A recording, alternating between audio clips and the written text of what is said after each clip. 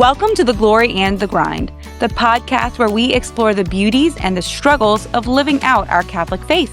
I'm your host, Carly Flynn. And I'm also here, Raleigh Poche. We're two friends finding grace in the grind of motherhood and ministry, while also dodging Nerf darts, starting and then restarting the laundry, and balancing all the things. Oh, shoot. My clothes have been in the washer for 3 days. Well, perhaps they hath risen. Is that a heresy? Probably not. I don't know. Anyways, we take your questions from life and the grind and look for the glory woven into your story. So let's dive into some moments where holiness and hot messes meet. Hello, Raleigh. I'm so excited to be with you again this week. I've got a grind and a glory for you if you're ready. I am ready to hear someone else's grinds for once.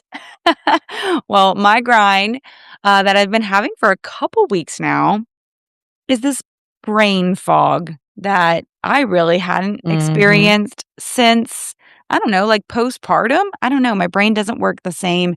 And I think it has to do a little bit with summertime. My kids are here a little bit more. The stimulus level is a little bit different.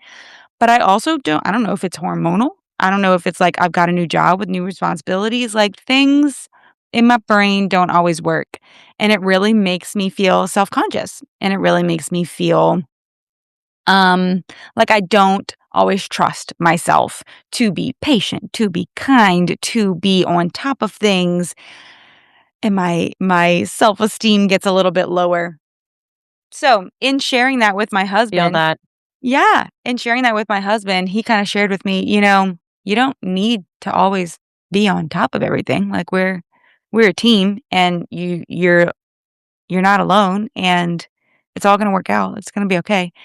So my glory has been, I have actually chosen to believe that is true, and Amen. just practice some humility, which is I think I have always had a tendency towards self-reliance and being like, I need to figure out, it's on me, all the things. But it's not, because I have a husband who's supposed to be my partner in this family life. I have teammates at work who I can share responsibilities with and let them know when I'm having things going on at home. And I just need to trust in the Lord, because all of these big, important things that I want to happen, like raising my family well, or, having things go well at work or whatever it is, it's really all in His hands anyway. So like I can reel back. And that has felt spiritual, because that my brain fog and my self-esteem affects how I pray. Because like I'm showing up to the Lord not being everything I could be, right? And it's like He don't need you to be nothing. He just needs you to show up. So yeah, like it makes it from your head to your heart, and that's a pretty long journey. It is. It really is. Especially when you are making it harder on yourself than it needs to be. So I'm practicing some humility this week, and I hope I can do it again next week. Yeah, and I hope I can do it again tomorrow. Yeah. So that's where I'm at, but I'm excited to hear what you have for us today as we jump into our topic. Yeah, so our God's promise for today comes from the first letter of John, chapter 1, verse 7. So I love John the Apostle. He's like, it's probably one of the first people I'm excited to meet in heaven, because he really does have so much about him in the New Testament. Like he's got a gospel named after him. He's got his letters. He's got Revelation. He calls himself the beloved apostle. Like I feel like he and I would really get along. And I've just built this relationship up in my head between him and I. So I'm excited that our God's promise comes from his letter. Awesome. First letter of John, chapter 1, verse 7. And it says, "But if we walk in the light as he is in the light, then we have friendships with one another. And the blood of his Son, Jesus, cleanses us from all sin." Ooh. Ooh. I like it. When John's writing this letter, he's obviously writing it to someone, right? Like he's not writing in his journal and hoping that someone makes a book out of it someday. He's writing this intentionally to another person and reminding them that both of them need to walk in the light. He's calling himself out, he's calling his friend out, and then saying, if we're both walking in the light, then we do have a friendship. then we do have a bond. And it's not just something casual, something, sometimes it is a true friendship in Christ and that God dwells with us both. Right, and So he will that's why it's our cleanse promise. both of us, right? Like, we will see fruit in having this holy friendship, which is wonderful. And that's what we're going to be talking about today, friends. The question from our listener that prompted today's conversation surrounded this idea of how to treat living with relationships with friends and family when you might be on different faith levels. And Raleigh and I kind of played with that a little bit in our minds, turned it over a little bit. What does it mean to be on different faith levels? And so, hopefully, today, no matter how you interpret that part of the question, we've got something for you. But, quick disclaimer, we encourage you to take our words and hold them up against the church's teaching and sacred tradition and sacred scripture, especially if something doesn't sit well with you. It could be that the Holy Spirit is prompting you to dig deeper, or it could be that Raleigh and I have brain fog and we didn't quite say what we meant to say. You have been warned. So, with that out of the way, Raleigh, I'd love to hear from you. So, talking about different levels of faith or different faith levels, I used to joke on like confirmation retreats and stuff. Like, yeah, I'm like a level 4 Catholic. And like it's not a real thing. Like it's not like nights in the You what is it once called? told me that I was at least an 8, and I said out of 100? What are these levels you're You're at making up? least it's like a Monsignor or an Archbishop. No, it's like levels of it doesn't exist. It It does not doesn't exist. exist. It doesn't exist. But there's this idea that some people are higher on the hierarchy of faith and holiness, and we make that up in our minds. That's not real, right? God doesn't look at us and say, you're about 50% holy today. He looks at us and loves us unconditionally because he is our Father. But we do have different levels of sincerity that we take to our faith and intentionality that we take to our faith. And I think that's what Carly and I are talking about, different levels of faith. So I want to tell you guys a story about high school Raleigh, because some days she was really great and she was really on it, and some days she was a spoiled little brat, She was prideful brat. always really tall. I can Oh, tell no, you I that. I have been 5'7" since, like, 5th grade. I Yeah, feel well, like when I've you're always towered.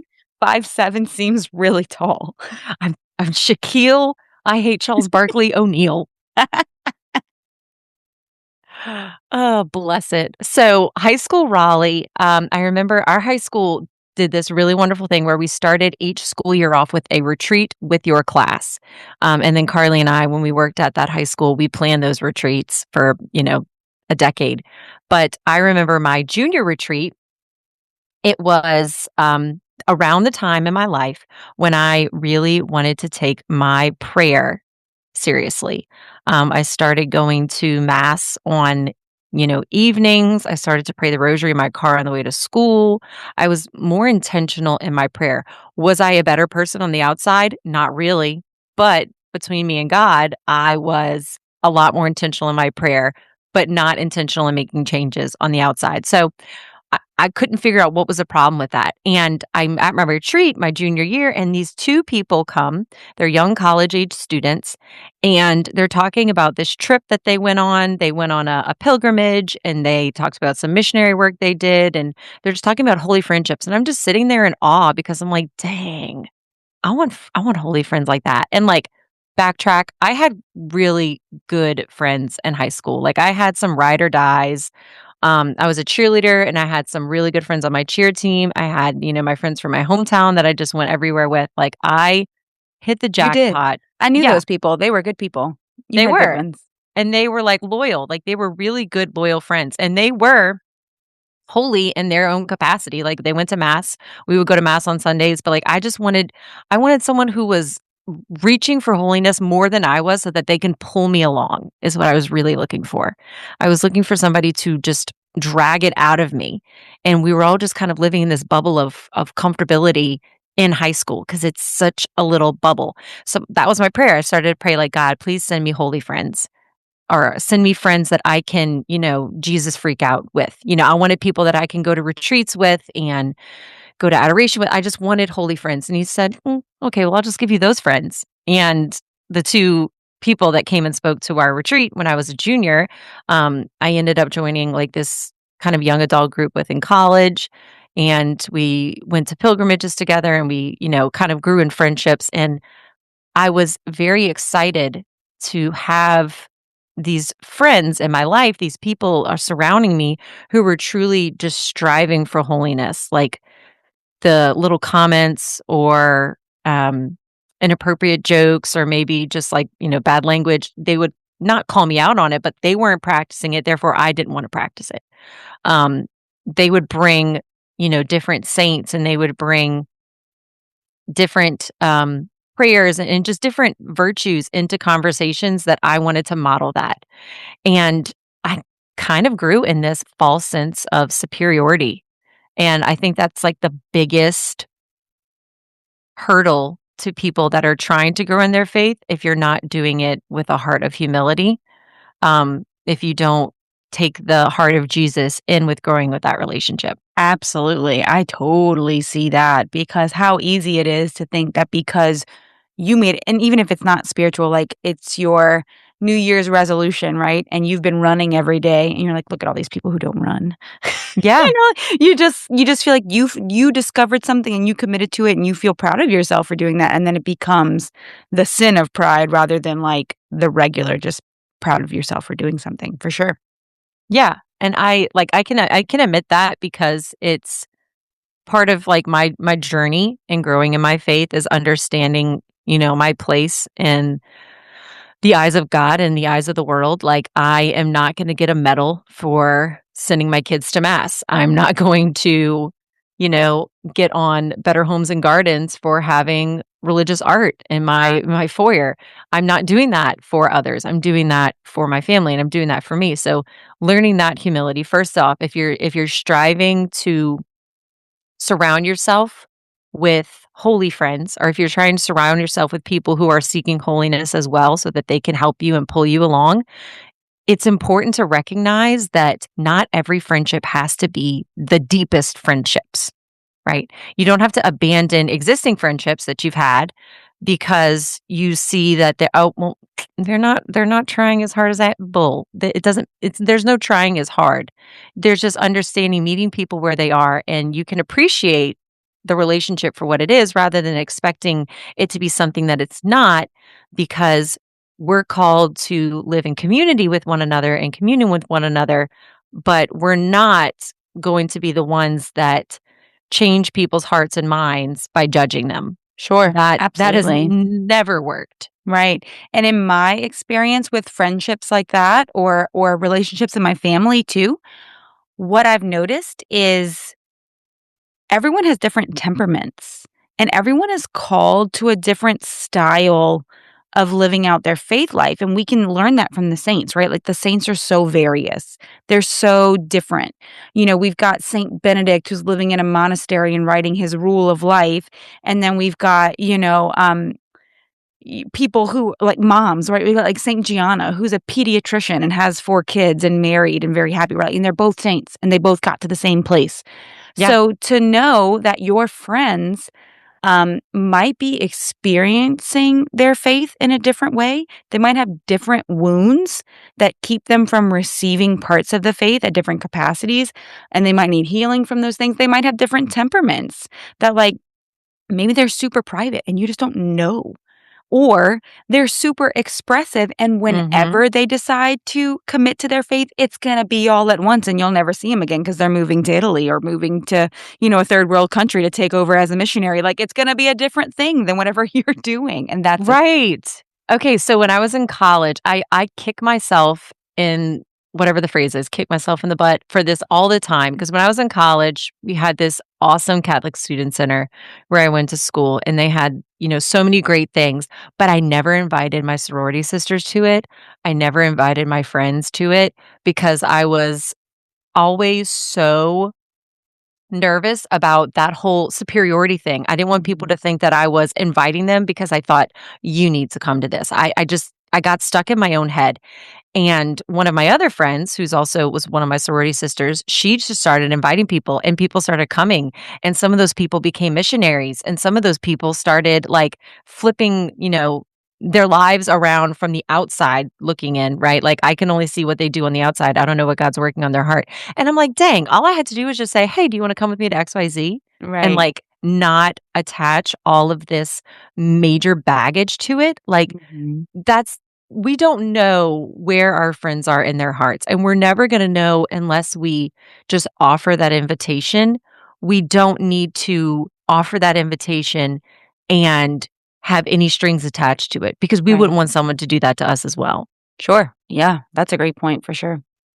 So what do you do? What do you do with friends who aren't there yet? Like, maybe, we're talking as moms, we've been through high school, we've been through college. Carly and I have experienced all of those things of trying to make, wholesome friendships. What do you do right now? Let's say you're in high school, let's say you're in college, or you're a young adult. What do you do if you have friends that just quote unquote aren't there yet? Um, you keep those friends. You don't have to let them go.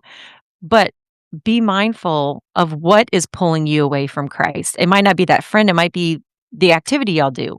It might not be that person, it might be the conversations that you guys always have. Adjust your time and activities if you need to do that, and see your faith as an opportunity to invite them to get closer. It Right. doesn't have to be, a I had this change. Now I need 100% clean out everything in my closet, throw away all my old clothes, throw away all my, whatever. You keep those friends, but you change what happens. You change what you do together. You change what Sure. you talk about together. And I think you have to have a healthy, um, we talked about this in episode 1. You have to have a healthy detachment from outcomes as well. If you feel like Mhm. you've intentionally prioritized your faith life and your relationship with Christ, and you already maybe have a lifestyle that people didn't expect out of you, or just, your friendships don't really revolve around your faith life, then if you start going in that direction and people take umbrage with that, like, if you have Mhm. friends who are like, "What do you think, you're better than me?" Or like, "What do you think, like, I need to be different?" Like, "That's not like, religion's not my thing," whatever. Then they've kind of already told you, like, "I'm willing to be your friend up until this point." That's not you, right? That's not you saying, "Oh, I think I'm better than you, so I'm gonna go away from you." If someone else Word. has a rejection, then that's them. You have the responsibility of loving your friends and loving your family and being honest about who you are and what matters to you. You can't control the outcome of that honesty. And I'm not good at that either. I have absolutely maintained relationships where I'm like, I will gladly talk to you about our favorite TV shows and go to our favorite restaurants and like plan to do this music festival day with you or whatever. And I will never bring up the fact that I'm prioritizing prayer or that I prayed the rosary on the way to your house or that I need to be late to that um, music festival day because I'm going to church first. Like, I've Yeah. made those choices. I have not been explicit with people about my intentions, but it is the correct approach would be to say we have certain things we hope for our friendships, but it's a two-way thing. If you're honest about who you are and they love it, then it's lovely. But you have to keep that integrity no matter what relationships you're prioritizing. Yeah, absolutely. And just a word of advice for any of our, younger listeners, especially those of you in young adulthood or even college, as you are discerning what your future looks like and discerning that vocation to marriage. We are actually going to talk about marriage and picking a spouse and all of that good stuff in a later episode, but thinking about who you surround yourself with, right? If you're called to marriage, that spouse that you're looking for or just people that you're interested in dating, you want them to be in those circles of friends, especially if you are striving for, holiness and living a moral life. So it's okay. I know high school is so hard because it's such a tiny bubble and your like pool of people to pick for your friends is so sparse, and you might just be like itching to get to college so that that pool of people can get a little bigger. That's what I was like. I was, I loved my high school friends and I still keep in touch with a lot of them. But when I went off to college and I had so much more freedom to kind of choose what I did and who I spent my time with, that's where I was really intentional in, nope, I don't want to go do that. Nope, I don't want to go hang out with that, that group of people. I want to do this. I want to go here. And really taking ownership of that. Absolutely, and I think that that's true even if you're in an adult. Like, if you're closer to the stage of life that Raleigh and I are in, we talked about it in season 1 about how sometimes you've got to prioritize those relationships that mirror where you are at seasonally in your life. So, maybe you wanna hang out with other Catholic families, or maybe you wanna hang out with other women who are interested in Bible study or whatever it is, right? Mhm. Because you only have so much social time. So you're gonna prioritize those friendships that help you to reach those other goals that you have, or maybe you've developed sort of a mentorship with other, families or parents or friends. So it's okay to do that. The point in having this conversation about faith levels is, like Raleigh said, you don't wanna think you're better than anybody and that you've gotta, like, you know, guide them or whatever it is. Like, the Lord's got them. You can pray for them and you can love them. And then also when you're discerning, "How do I spend my time and what relationships do I prioritize?" You prioritize your relationship with Christ first. Mhm. And then that will overflow into all of your relationships because he will form your heart to be more like his. So you will start to love your friends and family more genuinely, more selflessly, with less comparison and less judgment if you're prioritizing your relationship with him. And then if someone rejects you out of that um circumstance, then again, that's on them. You can still love them and pray for them, but, like, they will retreat from you. You don't need to Right, retreat from them. Yes. right. That just makes me think about, gosh, when I, like, try to get my kids excited about something or try to get my kids not excited about something, I make it seem like it's all about marketing. Like, really, you're just out there marketing yourself. Like, if you have someone in your life, you're like, "Oh, I really don't want them to," you make yourself so undesirable. You just become so annoying. Or, like, if I want my kids to like something, I'm like, "Yes, we call spaghetti pizza pasta because spaghetti's just like pizza, but it's pasta." I've Like, never heard that before. we do a lot of rebranding and a lot of marketing in our house. Like, what is it? Pizza pasta, Sprite is spicy lemonade. Okay. We got a lot of rebranding and marketing going on I in our love it. You family. might have to give us a whole list one day of all of the Poche-isms. We should my son is, like, dying. He like, every time I say, "Oh, I'm going recording with Miss Carly." He's like, "Can I get on today?" I'm like, "Not today, buddy. No." Oh, I He's would just love to have him on. Let us know, guys, in the comments and in the reviews if you would like to have the Poche Flynn children make some appearances. Could be fun. that would be very entertaining. Very entertaining. But to wrap up these holy friendships and to wrap up what we're talking about and seeking holy friendships, I just want to remind anyone who may be listening that feeling alone in your faith may be a sign that God is calling you to something deeper. He never leaves us alone, He never leaves us abandoned, but spiritual friendships are often found by intentionally seeking those Christ centered communities. And if you're struggling to find that, you can be that. Right? You can start those Bible studies. You can start those prayer groups. It all starts with one person, and there's no reason why that one person can't be you. Right. And I would also encourage you that if you're experiencing a relationship, like I mentioned before, where maybe somebody has pulled back because of your commitment to religion or to a faith life, or you being honest about that being a priority in your life, of course, pray for them and of course, forgive them because we probably do feel some hurt and rejection and some pain associated with that. But we don't want to create an opportunity for that resentment to grow in our hearts, right? We want to experience that full selfless love that God pours out upon us, and we want to be able to share that with others. So yeah, just continued forgiveness, continued prayer, continued love, and you can expect good things in your relationship from that.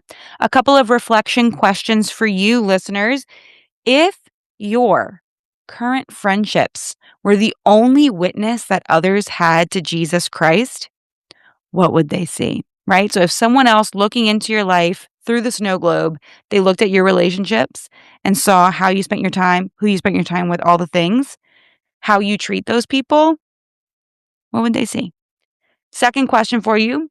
Does your love for friends and family stem or pour from your love of Christ? Or does your love of Christ take a back seat to your love for others? So something to think about, something to pray with, and always something to bring up in the car, something to bring up, on a road trip or whatever with your friend or your spouse or whomever. So we hope that you guys enjoyed today's episode and that the Spirit guided your reflection. Our next episode will be about working through the lack of discipline within yourselves, not discipline with our children or your spouse. Don't come here for gentle parenting advice. You will not receive any help. No, indeed. But we are going to talk about how to be disciplined with yourself and get yourself to do the things you want to do, not just the things you have to do. So don't forget to follow us on Instagram and YouTube. If you loved this episode and want to share questions or ideas for future episodes, you can email us at thegloryandthegrindpod@gmail.com or DM us on Instagram at thegloryandthegrind, and we would love to hear from you. See y'all next episode. Through the grind and the grace, we're praying for you. Please pray for us too. Bye.